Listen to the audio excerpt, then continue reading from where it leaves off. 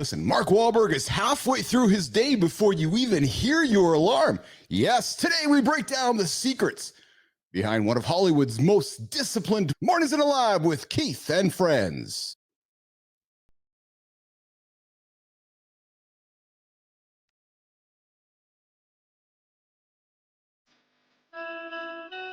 Welcome to Mornings in a Lab, where When something negative comes up, Build a muscle improve blood flow. Nobody is expecting, John. if your lady's saying that, you're just It's a superfood. Be entertained by fun over here. How have I slept? Has my sleep been good? Is that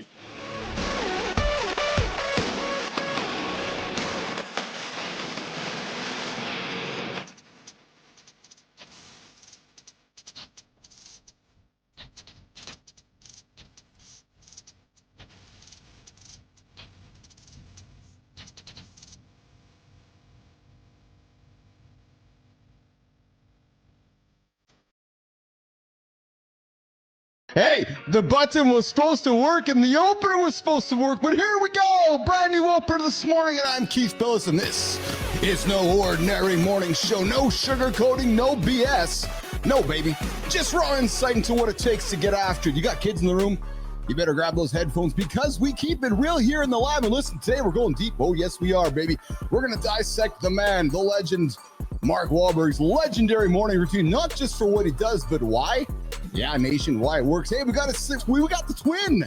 My mouse got cut on that screen over there. So anyways. shit happens, baby. Shit happens. you never have a bad moment in the loop? If there's You something turn the wrong with next the loop, you just re-engineer the loop. Whatever a person needs to do this for fucking decades is what you do. But when it comes down to it, who gives a shit for using structure or not? The question is, can you fucking do this decade after decade?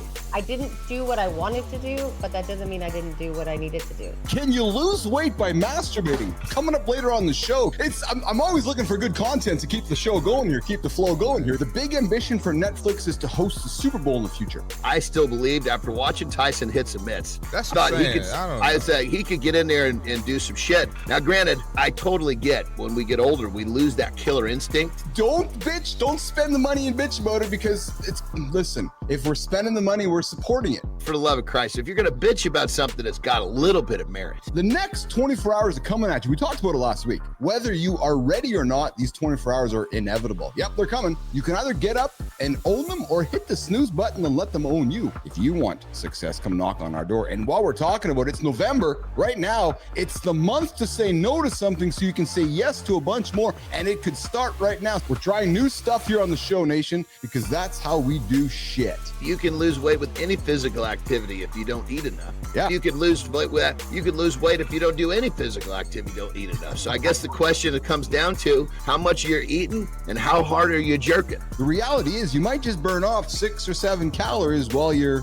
pulling the bud, Johnny. Bottom That is line is, forced. when somebody figures out a way to go from where he started to where he is now, who gives a shit how he did it? That's just straight fucking jealousy. Love me or hate me, just keep on debating me. Screw Jake Paul. He turned the greatest wow. in the world into a carnival attraction. If somebody like Jake Paul comes in and promotes the shit out of this, boxing could have another huge fucking run again, because it's getting overtaken by UFC and all this other shit. With our recent president being elected in the United States, it feels like we are going back to the 80s a little bit, right? And maybe we are on the precipice of a brand new boxing era. And maybe it's not bad that it started with Jake Paul. Most people see walking as a casual activity, right? But there are some tweaks, right? You can turn a simple walk into a big time fitness multiplier, right? That's what we're talking about today. He doesn't waste a second. He even makes his leisure activities count. These small tweaks stack up over time, turning ordinary activity into a deliberate part of your fitness routine. So it's not just about adding hours,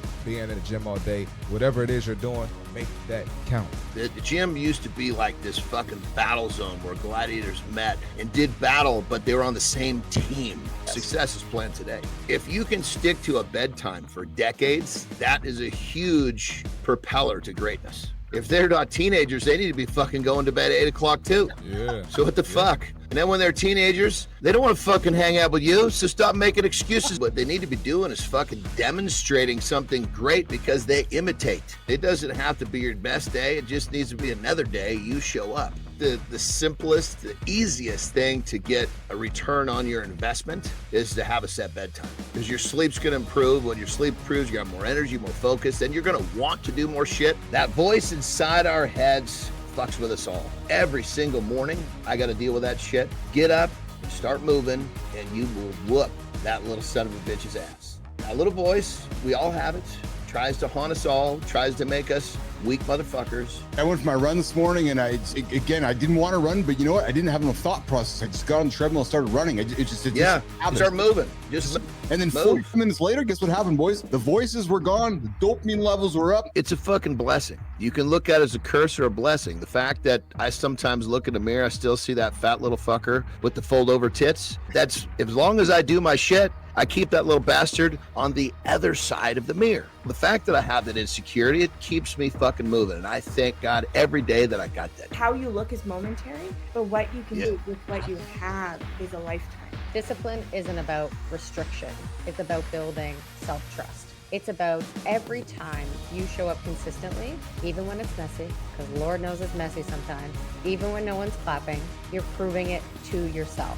I have entered my no fucks era, and I promise you, if you take today's brand bite into account, you'll be one step closer to entering yours. The guy gets up in the middle of the night, crushes prayer, crushes his workout, crushes his food, does everything right, and then gets on with his day. It's difficult, and I know there would be ways to be around it or to go around it. Like, for instance, if I had to be up at, let's say I normally get up at 6 a.m., but I'm doing some military stuff and I got to be up at 4:30 a.m. If I were David Goggins, or if he was here, he would say, hey, get up at 2. I don't have to shoehorn myself into some other person's regimen that works for them in order to accomplish what I need. Whatever it is, man. And I think that you can get ideas, you can learn from other people. If you can't answer these 3 questions, I don't care what you do. I don't care what time you get up. I don't care what your workout routine is. I don't care what new nutrition plan you're going to follow, or what celebrity or professional person who's quote unquote made it. Doesn't matter. You're going to fail. Most people are afraid of actually putting what they want on Front Street, because then they realize, holy shit, look what I got to do to get there. Is that what you want, or is that what the people around you want? Because a lot of times what we think we want is actually just a reflection of the people around us and what they're trying to push us towards. Everybody's a spectator in their own life. They're not actively creating it because they're trying to live somebody else's life. If I want this bad enough, I got to do shit that other people aren't going to do. If you actually felt that way about yourself, you would do these things, because these are the things that are aligned with the life you're trying to build, the life you're trying to lead. The question is, what if you succeeded? Because most humans will always assume they're going to fail. The work instills the worth. 100%. Just do a quick second of visualization. You stop now and you go do X. You're going to feel this way. You buckle down, you finish this like you're supposed to. You're going to feel this way. How do you want to feel? You're going to suffer. You're going to have your heart broken. You're going to have your spirit crushed. But as you do that and you survive and you make that other attempt, and you will start to have some success. You cannot build strength without the struggle. You cannot build momentum without the struggle. Don't look at the accomplishments. Don't look at the material goods. Look at the fucking habits that got that person there. Why are we doing what we're doing? What are we going to put aside to achieve the goals we want to achieve? Not enough people are smiling in the world anymore. You want to make your first best impression? Smile. You can't stay this long, this many years, this many decades, being something that's enough. You'll give up. You won't care enough. Redemption's a powerful thing. And as we work towards wrapping this segment up, to me, that's the whole point of perhaps the power of a personal brand. Redemption is a really interesting concept that I think a lot of us could think differently about as it relates to human beings, and do they have a right to continue on and want better for themselves and the world and their families. Would I hate to be judged based on the shittiest days that I've had and the shittiest people I've ever treated in a certain way? Yes. Yeah, I would hate to be judged based on that, but I'm going to own it. Yes, I've messed up, but I want to do better. I'm trying to do better. Don't I deserve to have that opportunity to try to do better?